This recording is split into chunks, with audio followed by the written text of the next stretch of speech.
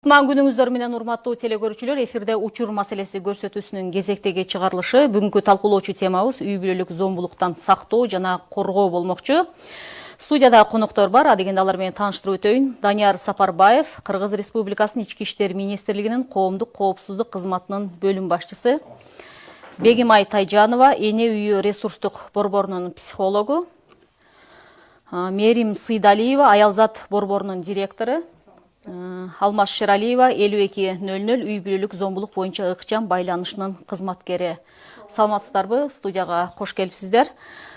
Ички иштер министрлигинин маалыматы боюнча 6 айда 13625 үй бүлөлүк зордук зомбулук фактысы катталды. Бул көрсөткүч былтыркы жылдын ушул мезгилине салыштырмалуу 3361 фактыга көп дегенде түшүндүрөт экен. Данияр мырза, көрсөткүчтүн өсүүсүнө эмне себеп? Саламатсызбы? Абдан жакшы суроо. Бул суроо абдан көп берилет. Бул эми биринчиден негизги ошол мамлекеттик тараптан ошого көңүл бурулуп, азыркы учурда ар бир үй бүлө зомбулукка көңүл бурулуп, мыйзамда каралган чараларды боюнча ошондой жумуш алып барылууда. Эми баарыбызга сыр эмес, бул негизи үй бүлө зомбулук бул өтө мындай латенттик формаларга айланып кеткен мындай проблема. Бирок азыркы учурда мындай элдер мындай ой пайда жүргүзүү башкача болуп калды. Бул эми мындай ойго келип атат. Бул убагында токтотпосоң проблеманы. Чоң трагедия алып келгенге мындай жакшы бир шарт түзүлүп атат да. Ошон үчүн убагында кайрылбаса, ошого болтурбоо үчүн элдер азыр көбүрөөк кайрыла баштады. Туугандар тарабынан деле көз мындай пикир өзгөрүлүп, азыр деле мындай анализ кылсак, көп учурда туугандар да чала баштады. Ошон үчүн эми бул биринчиден ишеним, мамлекетке тарабынан ишеним. Экинчиден мыйзам механизмдери азыр бир аз өзгөрүлдү. Ошол үй бүлө зомбулуктун жоопкерчилиги каралды. Убактылуу коргоо ордеринин механизми азыркы учурда бир иретке келтирдик. Себеби бул убактылуу коргоо ордер баарыбызда стереотип болчу. Кагаз берип койду деп эле. Жок, азыркы учурда ал жоопкерчиликке алып келет. Кайрадан кайталаса, мурдакындай 3 сутка эмес, азыркы учурда мисалы убактылуу коргоо ордеринин шарттарын бузса, кайра бул үй бүлөдөн чыр чатак айланып кетип атса, экинчи жолу кайра анда ошол дароо ошол учурдан колдонуп кишини, күнөө кишини 7-ден 14 суткага чейин камалып атат. Ошон үчүн эми бул мындай эле элдин баарында мына маалым пайда болуп, билип, азыркы учурда ошол механизмин колдонуп атат. Демек, бул 6 айдагы көрсөткүчтүн өсүүсү былтыркы жылга салыштырмалуу баягы элдин кайрылуусунун көбөйгөндүгү, ачыкка чыккандыгынын эсебинен көбөйүп атат. Мурунку жаап жашыруу жок. Жаап жашыруу жок. Азыркы учурда ар бир вызов болгон көзөмөлгө алынып, тиешелүү жумуш алып барганга алгоритмдер деле белгиленди. Андан тышкары азыркы учурда кызматташуу боюнча деле жалаң милиция эмес, азыркы учурда пробация органдары иштейт, соц кызматкерлер жумушун алып барат. Азыркы учурда биз мына үй бүлө деген рейд алып барып атабыз. Бул жапа тырмак жумуш алып барылып атат. Бул жергиликтүү бийликтин кызматкерлери, ФАПтын фельдшери катышып атат. Ошон үчүн эми бул азыркы учурда түздөн түз мындай алып келгенге терс өзгөртө болбойт, бирок бул жакшы бир база болот ошол статистиканы өзгөрткөнгө. Бирок азыркы учурда эми баарыбыз мындай сыр деле эмес, көп учурда дагы эле Бишкек, Чүй өрөөнүндө каттоосу көп болуп атат, 75%. Бирок калктын саны менен караганда, ошол эле башка региондор менен салыштырганда жарым калкы биякта болсо, жарым калк түштүк тарапта болсо, бирок ошактын статистикасы дагы эле көп боюнча калып атат. Аз калып атат да. Аз калып атат. Бул эми биринчиден дагы эле мындай латенттик формалар көп да. Анан баарыбыз күбө болуп атабыз. Көп учурда жанагы үй бүлө зомбулукка эмнеге көңүл буруп атабыз? Бул эми бөгөт, биринчиден бөгөт коюу. Мындай бир белгилери болсо эле ошо менен иш чара алып барып, мындай жоюу болот да. Ал эми убагында жумуш алып барбаса, ошо үй бүлөдө кайра эле жанагы биз билебиз, үй бүлө зомбулук циклы деген күчөй берет. Анан ошол үй бүлөлөрдө сыр дагы алып кала берип, анан көрүп атабыз ошондой. Демек, мына көрүүчүлөргө түшүнүктүүрөөк болсун, мурункудай баягы коомго жайылтпай, жаап жашырып, үй бүлөдөгү болгон зордук зомбулуктарды жаап жашырбай, ачыкка чыгарганын туура болуп атат. айынан көрсөткүч өсүүдө. Көрсөтүчтөр өсүүдө. Мына соңку 2 айда эле Аксыда 2 келин өз жанын кыйганы баарыбызга белгилүү. Бунун мында кыздын жакындары, жана каза болгон келиндердин жакындары кайын журт тарабынан, күйөөсү тарабынан зордук зомбулуктун курмандыгы болду, күйөөсүнүн катаал мамилеси деп айтып чыгышты. Баягы жөн эле асып алды деген эмеге макул болбой. Бегмай айым, учурда келиндердин психикалык абалы чын эле мындай алсыз болуп баратабы, же үй бүлөдө ошондой катаал тартип орноп баратабы? Катаал чара көрүлүп атабы күйөөлөр тарабынан? Негизи бул ситуация айтым боюнча үй бүлөдөн башталат эмеспи? Эмнеге ошо көп айымдар ушундай суицидке барып атат деп ойлондурсак, кыз жактан дагы колдоо жок болуп атат да. Ушундай суицидке барган кыздардын историясын алып, изучать этип көрсөк, ошо ата энеси колдогон эмес, же бир туугандары колдогон эмес болот. Эгерде ошо өз үй бүлөсүнүн жакшы колдоо болсо, күйөөсү жагынан да колдоо пайда болот экен негизи. Ошондуктан ситуация өзгөрүп атат деп айта албайбыз. Эмнеге десек, Данияр байке айткандай, соцсетьтер иштеп атат, көп жаңылыктар чыгып атат. Мурда деле болгон, бирок мындай көп элдер айтчу эмес ачык. Азыр болсо ошо биздин да иштер, соцслужбалар жакшы иштегендиктен адамдарда, айымдарда көп билип, информациялар бар болуп, көп учурда ошо ачыкка чыгып атат. Анан бул учурда эмне кыла алабыз? Ошо айымдарга кайрылат элек, биз выходный ситуация эч кандай жок. Дайыма любой эң оор кардалдан, оор маселе, оор ситуация болуп атса деле минимум 3 выход тапса болот.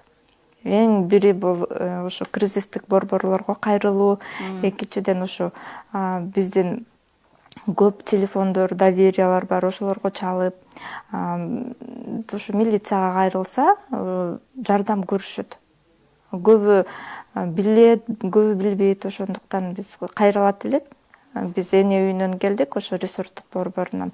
Бизден ошо ресурстук борбор да жакшы жардам берип атат азыр.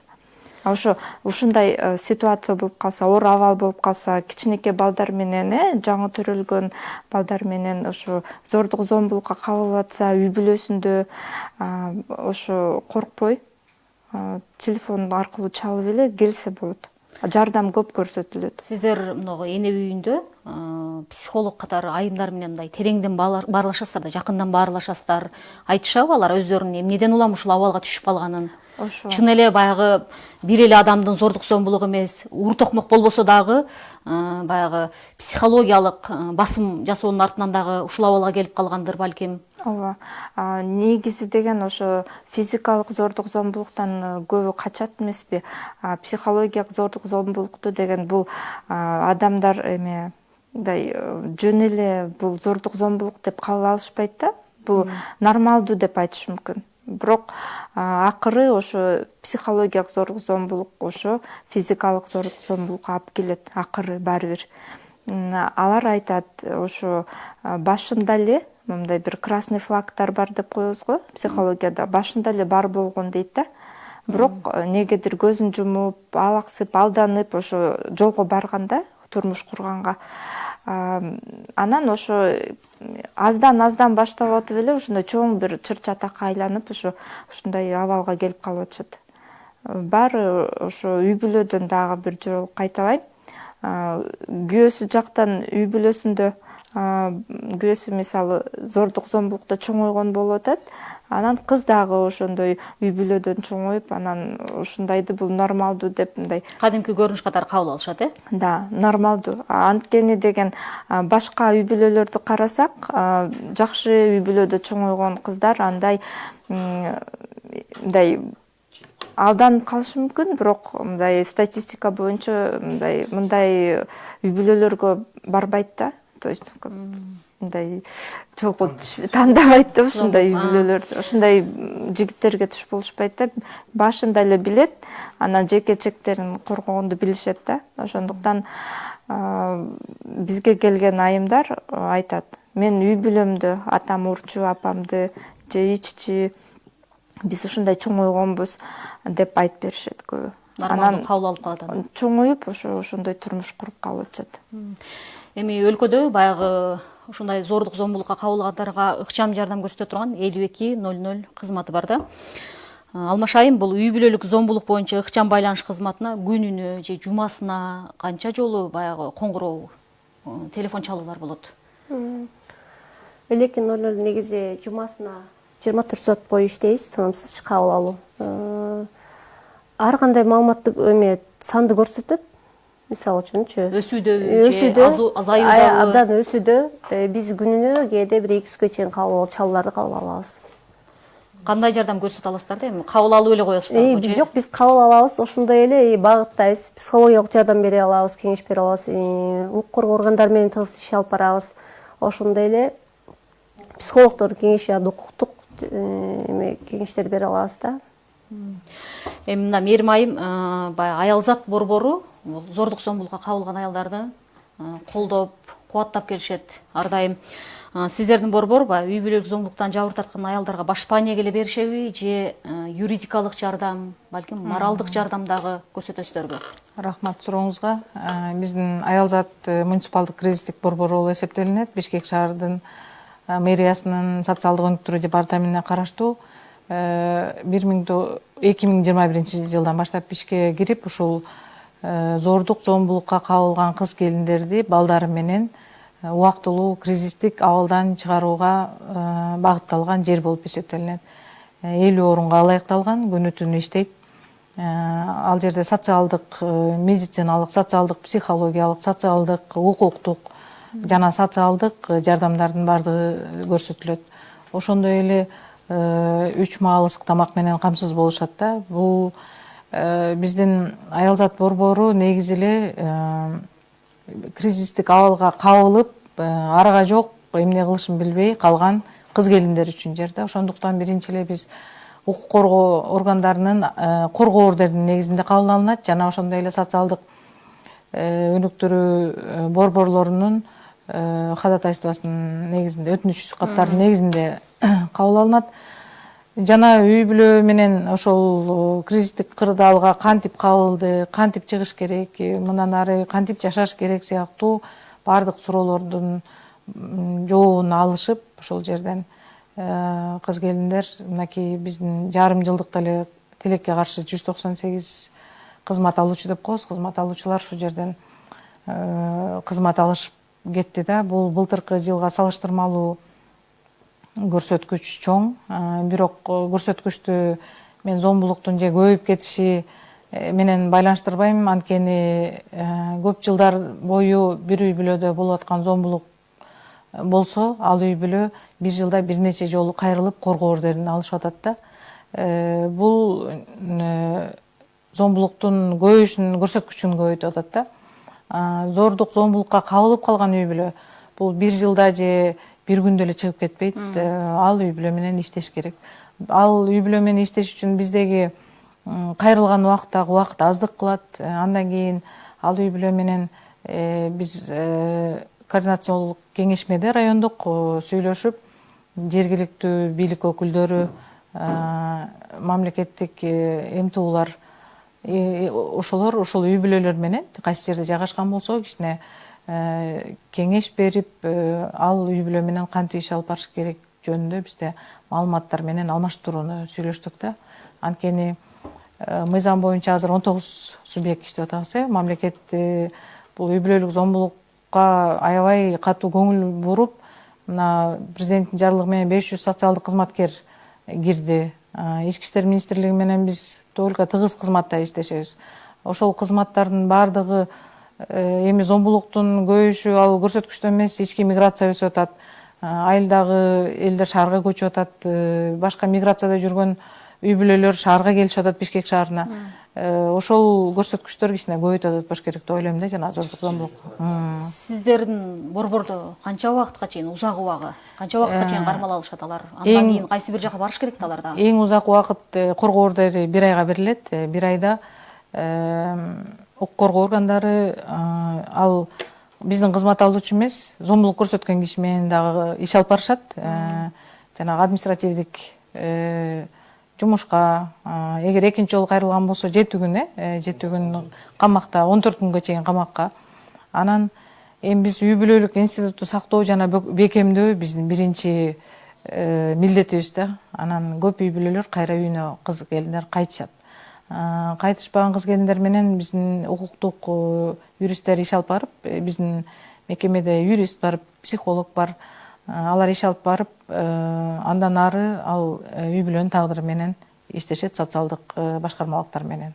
Сиздер да ошол мисалы жабыр тартып келген келиндин жакындарын чакырып, ошол эле зордук зомбулук көрсөткөн адамын чакырып? Жок, биздин жай коопсуз жай болуп эсептелгендиктен адрес айтылбайт. Коопсуз жай болуп киргенден кийин бизде андай укуктук эме жок, мүмкүнчүлүгүбүз жок сүйлөшүп жолугушканга. Мына Данияр мырза, кайра эле сизге кайрылайын. Ички иштер министрлигинин маалыматында жана зомбулук жасаган 11.337 адамга, ошол эле жабыр тарткандагы ушул эле көрсөткүчтөгү адамга коргоо ордери берилиптир да, 6 айда. Бирок майнап болдубу андан ушундан бир абалдан чыгып кетүү боюнча же коргоо ордери бергенден кийин деле эч кандай өзгөрүү болбосо аларга катаал чара колдонуп же бир башка варианттарын ойлоп табуу? Ошол үй бүлө зомбулуктан сактоо жана коргоо мыйзамында ички иштер бөлүмүнүн эң негизги милдети бул ошо коопсуздук маселеси. Ошо жабырлануучунун коопсуздук маселеси жана ошол эле алдын алуу иш-чараларды алып баруу. Ошондуктан ошол 1 айдын ичинде ушул үй бүлө менен тыгыз аймактык тескүүчү жумуш алып барат. Тобокелдикне байланышуу айырмаланат жумушу. Мисалы, тобокелдик жогору болсо, ага көбүрөөк каттайт ушул үй бүлөгө. Барып турат, мындай превентивдик үйүнө катышып, биринчиден, экинчиден жабырлануучу менен түздөн-түз байланыш. Үчүнчүдөн, ошол 1 айдын ичинде коопсуздук маселеси сакталып турса, бирок аны карабастан дагы 6 ай профучетко коет, алдын алуу учетко, каттоого. Ошол каттоодо болгон үй бүлөлөрдү рейд учурда барып текшерип туруп, жалгыз эмес болуп, ошол эле аймактын старостасы болсун, ошол эле соц кызматкер менен бирилешип, ошол үй бүлөлөрдү дайыма сурап турат да. Экинчи дагы мыйзамдын механизмдери бар, бул ошо оңдоп түзүү программа, коррекционный программа. Эми ал пробация органдары ошо соттун чечими менен жумуш алып барат. Бирок бул 1 жыл болду, жанагындай толук кандуу киргизгенине. Бирок саны пока көп эмес. Азыркы учурда дагы көбөйткөнгө аракет кылабыз. Себеби сиз туура эле белгиледиңиз, 1 айдын ичинде адам өзгөрө албайт. Бирок ошол каттап турганы, ошол эле жабырлануучуга мындай жакшы бир көмөк деп эсептейбиз. Себеби көзөмөлдө болуп атат бул үй бүлө. Экинчиден кайталанган шартка түзгөнгө. Анан бул үй бүлөдө мисалы үйдө курал болсо, ал курал дароо ошол учурда алынат. Андан тышкары бул үй бүлө менен каттоодо жүрүп, ошо соц кызматкерлери жумуш алып барат. Ошол эле айыл башчысы көзөмөлдө болот. Бирок эми айтканда бир ошо кээрки оор үй бүлөлөр бар. Себеби эми туура түшүнүш керек, бул 102 чалганны бул биринчи чалбайт да. Бул чыдап келатып, келин баш болобу, кимиси болуп балдары чыдап келатып, анан бир учурга келип чалат. Бул үй бүлө уже проблемный үй бүлө. Анан бир заматта аны өзгөрткөнгө мындай эми реабилитация кылган жумушу оңой эмес. Аны эксперттер деле айтат. Бирок ошол коопсуздугу камсыздоо үчүн биз ошондой жумуш алып барабыз. Андан тышкары көп эле ошо жогорку кеңештин депутаттары да айтат, камагандардын, омбудсмендер деле айтат, камагандын саны көбөйүп кетти, приемник распределителечи. Эми бул биринчиден эмне үчүн? Бул ошол адам бир аз жазасын, мамлекет тараптан жазасын алып атат. Экинчиден бир аз өзүнө келип, ой жүргүзүн өзгөртүп, үй бүлөсүн мындай баалуусун сезип, ошондойго жумуш алып барылып атат. Анда деле биз ошо приемник распределитель ичинде жума сайын биз өзүбүз борбордук аппарат же шаардын кызматкерлери барып түшүндүрүү жумуштарын алып барабыз. Профилактикалык. Себеби мыйзамдын кандай жоопкерчилиги бар. Кайра кайталанса кылмышка айланып кетет деген мындай механизмдерин түшүндүрүп кетебиз. Эми бул проектке дагы буюрса эми пробациялык психологдор да кошулат. Эми бул эми ошо өзгөртүү, бир аз ой жүргөн кишинин бир аз өзгөрткөн максаты. Эми зордук зомбулук деп эле атабыз да, бирок себеп эмнеде? Түп көзөгү эмнеде? Түп көзөгү социалдык маселелерби? Көп социалдык маселе, кайра эле ошол айткандей маданият жактан бир аз төмөн деңгээлде бири-бири менен мындай тил табыша албаган учурлар болуп атат, жетишпестик. Жоопкерчилик кээде ата-энелер жок. Ошол эле балдарын ойлобой, ортодо ой пикирлери келишпестик болуп, таарынычылык пайда болуп, мамиленин ортосунда анан конфликтке айланып кетип атат. Анан эми чалаң экономикалык абал деп тура болбойт. Себеби ал үй бүлөлөр кедейлерде мындай шарттар түзүү, мындай жакшы туруктуу үй бүлөлөр деле үй бүлө зомбулук болуп атат. Себеби бул эми ойлойсуз, үй бүлө баалууларды бир аз жогорулатыш керек, айтып туруш керек, ориентир катар үй бүлөлөрдү көргөзүш керек. Бул эми массалык каражат аркылуу жана маданият тарабынан мындай камсыздоо өзгөртүү, ошо маалымат политикасын мындай ошол тарапка да бир көңүл бурсак, бул деле бир алдын алуу деп бир эсептейбиз да. Эми көбүнчө баягы азыркы келиндерди телефондогу социалдык тармактардагы калп жашоодагы ушул үй бүлөлүк чыр чатактарга азгырып алып келүүдө деп Туура атат айтасыз. да. Өзүнө кол салуусуна түрткү болуп атат деп айтат да. Мунун канчалык деңгээлде чындыгы бар? Психолог катары сиздерге түшкөн, сүйлөшкөн адамдар менен эметип көрөсүз, баарлашып көрөсүздарбы? Ушул дагы бир себеппи? Соц тармактардагы себеп болушу мүмкүн. Анткени Instagram баракчасында кол жашоосун көрсөтүшөт да, үй бүлөсүндө болгон эң жакшы моменттерин көрсөтүшөт. Мындай чет мамлекетке чыкканын, сонун белектерди алганын, анан реалдуу учурда биздин менталитетке да андай көп жарашкан эмес. Анан биздин айымдар да ошондойду күтөт. Анан андан деле чыр чатактар чыгышы мүмкүн. Макул, то есть согласна с этим. То, что ал дагы бир признак болушу мүмкүн. Эмнеге чыр чатактар? Бирок биринчи признак деп айта албайбыз. Все-таки бул үй бүлөдөн башталат. Бул деле экономика жактан деле, финансы жактан деле причина деп айта албайбыз. Анткени жана айтып кеткендей, жакшы мындай бай үй бүлөлөрдө деле зордук зомбулукка кабылышат. Анткени аякта дагы оорураак болот да, андай үй бүлөдөн чыкканга. Анткени аякта акча бар, статус бар, адамдар ошону чыгарбаганга аракет кылат. Мындай негизги средний слойдон наоборот легче аларга жардам бергенге. Мындай милициядан коркушат, соттон коркушат, ошо эмне дейин деп атам. Бул деген ошо үй бүлөдө мен ойлойм да, бала бакчадан башташ керек. Что профилактиканычы, бала бакчадан ошо кичинекей кыздарга, кичинекей балдарга түшүндүрүш керек да. Кол көтөргөн болбойт. Ачууланганда туура ачууланыш керек, башкаларды урбаш керек, мисалы жаныбарларды урбаш керек, ошондон башталыш керек да, бала бакчадан. Анан мектептен, ошондо анан биздин ошо жаңы поколенияны туура тарбия берсе, ошого көнсө балдар, мен ойлойм, мындай зордук зомбулук азыраак болот деп. бирок социумда бала бакчадан баштап жардам берсек жакшы болот деген менен ошо үй бүлөдө тыкыз иштеш керек да.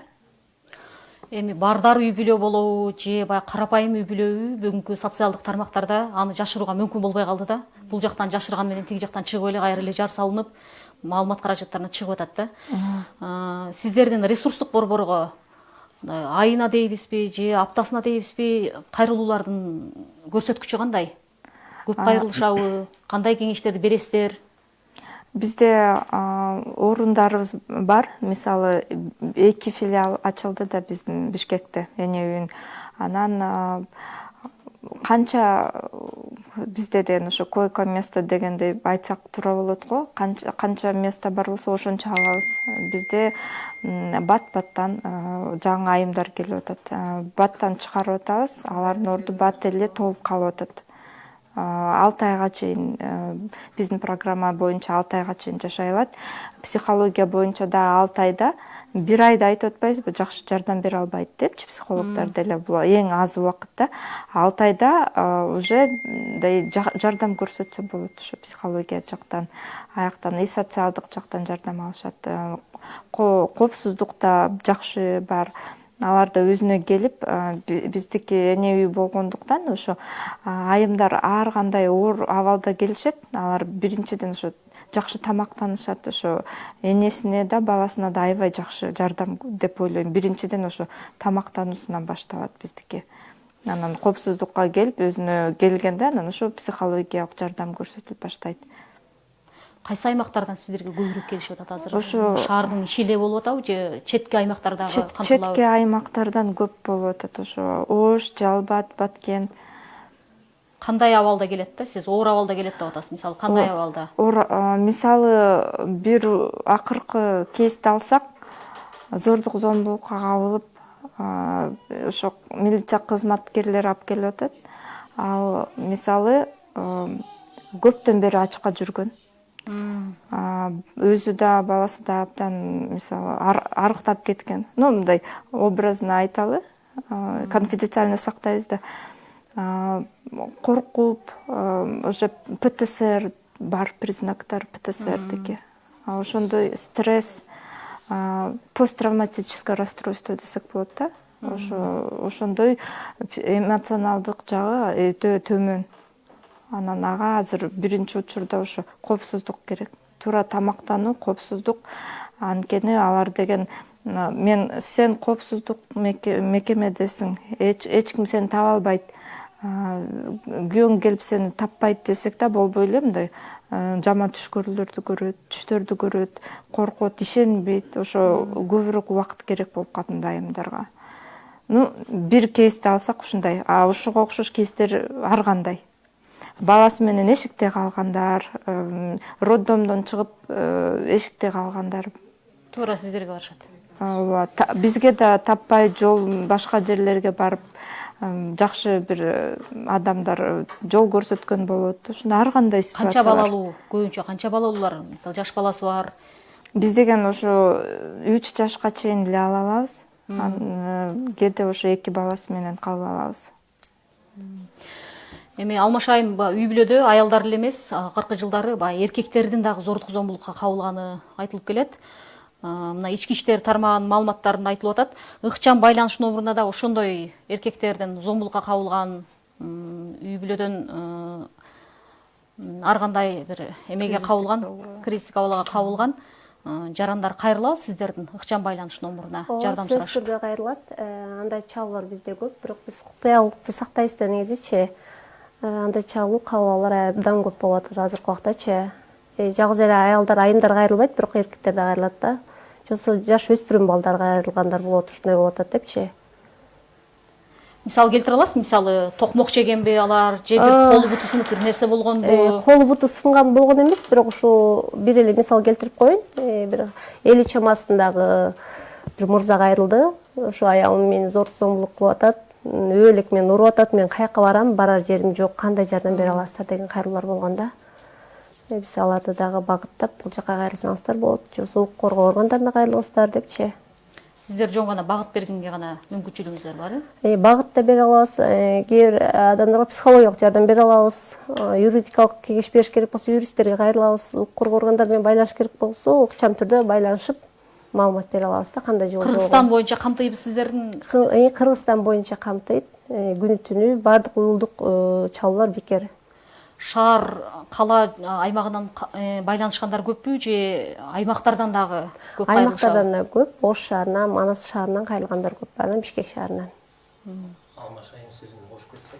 Биз ошол 5200 менен тыгыз иштешебиз. Кээде ошол ыкчам жардам керек болгондо, балким башынан ошол жака чалды, бирок түздөн-түз коопсуздук маселеси чечкен үчүн анан бизге жөнөтөт. Биз ошондо дароо эле ошол аймактык тескөөчүлөргө жөнөтүп, алар ошол ыкчам барып жардам берет. Сиздер жабыр тарткан мырзаларга, зордук зомбулук көргөн мырзаларга аялдардай эле жардам көрсөтөсүздөр? Мисалы аялдарга баардыгына бирдей. Баарына бирдей. Ооба, мындай баарыбыз эме тура кабылбаш керек. Азыркы учурда эркектердин саны деле көбөйүшү мүмкүн. Күтүлүүдө. Себеби эми үй бүлө зомбулук көргөн, психологиялык зомбулукту көргөн мырзалар деле бар. Азыр эми алар жанагы эмеден стереотиптен өтө албай же мындай культурно маданий жагынан эркектик деген эменен бирок намыс менен жүрө берип, бирок ал күчөп атат да. Ошол үчүн эми ал сыр болбош керек, ал эме болбош керек. Бизге да мындай эркектер тараптан деле кайрылат. Эми аялдарга караганда эркектерге жеңилирээк эме болсо керек деп ойлойм мен. Мындай караганда, мындай салыштырыш керек да. Жеңилирээк зордук зомбулук көрүлсө керек. Күчү жетет да тиги. Кризис борборго кайрылганга шарттар бар. А бизде эркек кабыл алган кризис центрлер жок, борборлор жок. Ошол үчүн эми мындай относительно да, бирок кээбир эркектер эми мындай кайра жооп берем десе, билет, мисалы жоопкерчилиги. Азыр мен сөгүп какып атсам, мен уруп жерсем, билет, айымы барып 102 чалып, анан барып камап салат. А кээбиркилер ошону сезип, өзүнүн жоопкерчилигин, мыйзамдуу сактоо үчүн, бирок кээбирки айымдар ошону колдонушат. Ачык сөз. Анан ошол үчүн ал деле мындай азыркы учурда жашырын проблема болуп атат, бирок ал бир күнү ал деле келет, себеби эркектер деле кайрыла баштайт. Жаш курагы салыштырсак болобу? Улуу муундагы эркектер көбүрөөк жабыр тартып атабы? Улуу муундар, себеби жана бир жашына жетип, ден соолугуна байланыштуу, ошол үчүн эми ошондой жабыр тартып келаткан учурлар деле болот. Же ошол эле өспүрүм балдар деле зомбулук көрөт, ата энесинен же бүт тууганынан. Ошол үчүн бизге стандарттарда айырмаланбайт. Ошол эле мыйзам чегинде жоопкерчиликке тартып же ошол эле убактылуу коргоо берип, көзөмөл алып. Жоопкерчиликке тартпайсыздар. Жок, приемникте биз байкайбыз. Мисалы жумуш алып барганда, мисалы 25 кишинин астысында отурганда, бир 3-4 айымдар болуп калат. Үй бүлө зомбулук менен жоопкерчиликке тартылгандар. Зордук зомбулук көрсөткөн айымдар болуп калышат. Айымдар, эми алар дароо эле эркектин үстүнө эмес зомбулук, ошол эле бир туугандарына, балдарына, апасына көргөзгөн. Аял менен эркектин ортосунда мамиле эмес, тилекке каршы зомбулук. Апа менен кыздын ортосунда, апа менен баланын ортосунда, бир туугандардын ортосундагы зомбулук тилекке каршы азыркы көрүнүп атат да. Анткени бизде кыздар кайрылышат апасына таарынып келген. Биз бул мындай психологиялык оор абал деп коебуз негизи. Анткени эң жакын апа менен баланын ортосунда таарыныч бул мындай кырдаалдан алып чыгыш да кыйын экен да. Анан жана сиз айтып аткан эркек менен аялдар, эркектер дагы зомбулук көрүп атат. Анан могу аялдарды биз укугун кичине коргоп, булардын ордун кичине көтөргөндөн азыркы биздин практикада көрсөтүп атат. Өздөрүнүн укуктарын берет, бирок милдеттерин билбей жүргөн кыз келиндер да көбөйүп атат да. Тилекке каршы үй бүлөлүк баалуулуктарды баалабай, сыйлабай, ошол жакынкы күндөрдө эле кайрылган кыз келиндердин сабаттуулугу өтө төмөн кыз келиндер, жазганды билбеген кыз келиндер да келип атат да, кайрылмандар келип атат. Бул зомбулуктун улуту карабайт экен, бул жашка карабайт, жаш куракка карабайт, но тилекке каршы зомбулук үй бүлөдө боло берет экен. Эми зомбулуктун кайсы түрү болбосун, баягы өлүм менен коштолгону аябай өкүнүчтүү болуп атат. Өкүнүчтүү. Бир канча бала энесиз калып атат, бир канча үй бүлө атасыз калып атат дегендей. Бул абалдан чыгыш үчүн мээрим айым, балким жана сиз айттыңыз, улуттук баалуулуктар боюнча да тема көтөрүп кеттиңиз да. Ооба. Ошол кандай жолго барса болот? Биз ошол мына 2 жылдан бери ошол кантип зомбулуксуз жашоо болобу, зомбулуксуз коом болобу, анткени биз укук коргоо органдары менен биздин кризистик борборго кризистик абалга жеткендей кишилер кайрылат да. Ага чейинки адамдын ошол кризистик абалга түшкөнгө чейин кандай профилактикалык иштерди жасасак болот деп көп ойлонобуз.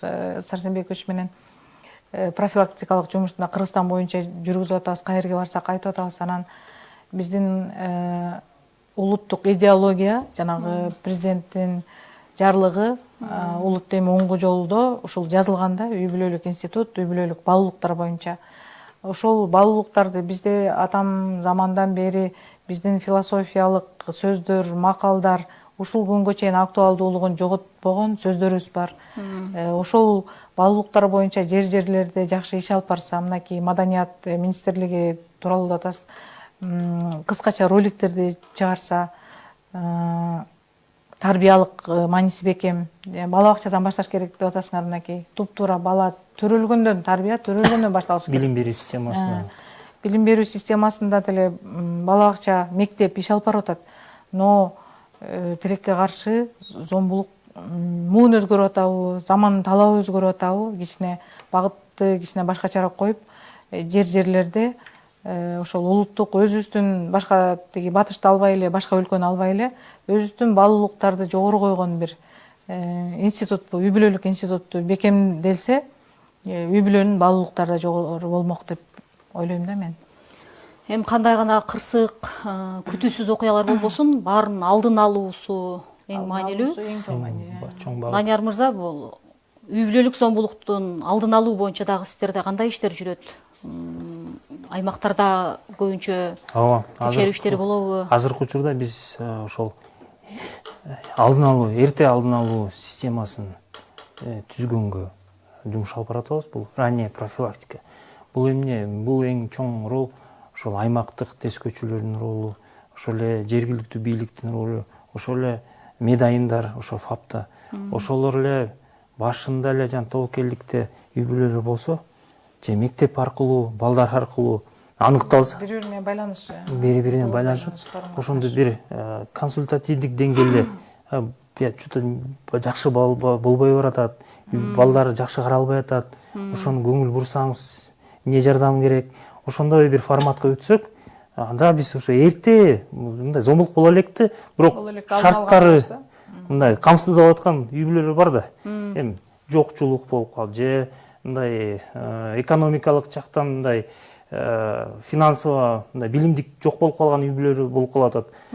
Ошолорду бир аз туура жолго салсак, багып берип, кээде көмөк көргөзүп, ошолор үй бүлөлөрдү мындай көзөмөл мониторинг жүргүзсөк, алар үй бүлөлөр зомбулукка айланбайт.